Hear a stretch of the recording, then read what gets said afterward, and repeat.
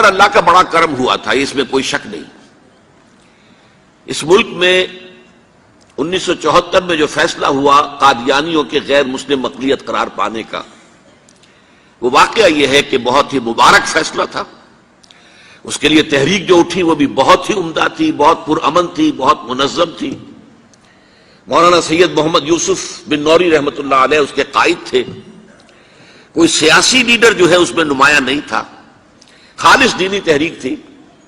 پھر اس وقت ہمارے ہاں حکمران ذوالفقار علی بھٹو، حالانکہ خالص سیکولر ذہن کا آدمی، اور قادیانیوں نے اسے سپورٹ کیا تھا 1970 کے الیکشن میں۔ قادیانی سمجھتے تھے وہ تو ہمارا اپنا آدمی ہے، لیکن اللہ تعالیٰ نے اس کے ہاتھوں لیکن بہترین طریقے سے، جس پر اعتراض کیا ہی نہیں جا سکتا، پارلیمنٹ کے ذریعے سے فیصلہ کرا۔ کوئی آرڈیننس نہیں تھا، کوئی حکم جو ہے، فرمان جو ہے وہ ایشو نہیں ہوا تھا، پارلیمنٹ کے ذریعے سے۔ اور پارلیمنٹ کی ایک کمیٹی بنائی گئی جس میں کہ موقع دیا گیا کہ قادیانیوں کے سربراہ بھی آ جائیں، لاہوریوں کے سربراہ بھی آ جائیں۔ یہ دونوں سیکٹ جو ہیں قادیانیت کے، پہلے قادیانی تھے، اب وہ ربوائی ہیں، ربوے والے ہیں۔ لاہوری جیسے پہلے لاہوری تھے، آج بھی لاہوری ہیں۔ ان دونوں کے سرکردہ لوگوں نے آ کر وہاں پر اس کمیٹی کے سامنے پیش ہو کر بیانات دیے اور کہا، کھل کر کہا۔ ناصر احمد اس وقت جو ہے خلیفہ تھا ان کا، مرزا طاہر احمد کا غالباً بڑا بھائی مرزا ناصر احمد۔ انہوں نے کہا ہم نبی مانتے ہیں، غلام احمد قادیانی کو ہم نبی مانتے ہیں، ڈنکے کی چوٹ کہا۔ لہذا اس کے بعد پارلیمنٹ نے فیصلہ کیا یہ غیر مسلم ہے، اور صحیح فیصلہ کیا۔ لیکن یہ فیصلہ ادھورا ہے، یہ بات آج میں پہلی مرتبہ کہہ رہا ہوں، اسے نوٹ کر لیجئے۔ قادیانیت کے فتنے کو کوئی گزند نہیں پہنچا ہے ان کے غیر مسلم قرار دیے جانے سے۔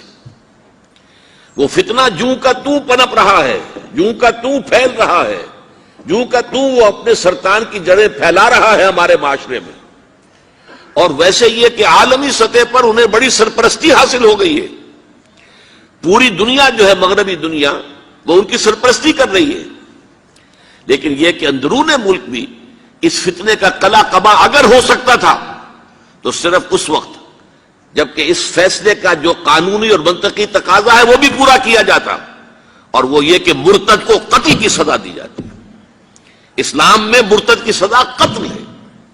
وہی میں نے آپ سے عرض کیا، حضرت ابوبکر صدیق کے زمانے میں کیوں قتال کیا گیا، اور جتنے بھی لوگوں نے نبوت کے دعوے کیے انہیں کیوں قتل کیا گیا ہمیشہ اسلام کی تاریخ میں۔ لہذا مرتدین کی سزا، سزائے قتل جب تک نافذ نہیں ہوگی، اس فتنے کو کوئی گدن نہیں پہنچے گا۔ بلکہ وہ تو اپنے آپ کو مظلوم سمجھتے ہیں، مظلوم کیسے سے پیش کرتے ہیں۔ اور ظاہر بات ہے کہ وہ سارے شاعر، چاہے آپ آرڈیننس نافذ کر لیں، لیکن ان کے جمعے کی نماز ہوتی ہے۔ یہ ٹھیک ہے کہ وہ مسجد کی شکل نہیں بنا سکتے، ماڈل ٹاؤن میں ایک بڑی کوٹھی کے اندر ان کا جمعہ ہوتا ہے، ان کی عیدیں علیحدہ ہوتی ہیں۔ وہ سارے شاعر اسلامی کو استعمال کر رہے ہیں، اور الٹا مظلومیت جو ہے اس کا لبادہ اوڑھ لیا ہے۔ جیسے دنیا میں یہودیوں نے ہولوکوسٹ کی مظلومیت کا لبادہ اپنے اوپر اوڑھا ہوا ہے۔ ہم جو چاہے ظلم کر لیں نوع انسانی پر، ہمیں کوئی گدن نہیں پہنچا سکتا، اس لیے کہ ہم نے اتنا بڑا ظلم سہا تھا۔ ہولوکوسٹ ہمارے 60 لاکھ آدمی جرمنوں نے ختم کر دیے تھے، تو اب اگر 8-10 لاکھ مار دیں فلسطینی یا کوئی اور عرب یا اور مسلمان تو کون سی بڑی بات ہے۔ اسی طرح قادیانیوں نے مظلومیت کا لبادہ اوڑھا ہوا ہے، اور ان کو کوئی گدن نہیں پہنچا ہے جب تک کہ قتل مرتد کی سزا یہاں نافذ نہیں کی جائے گی۔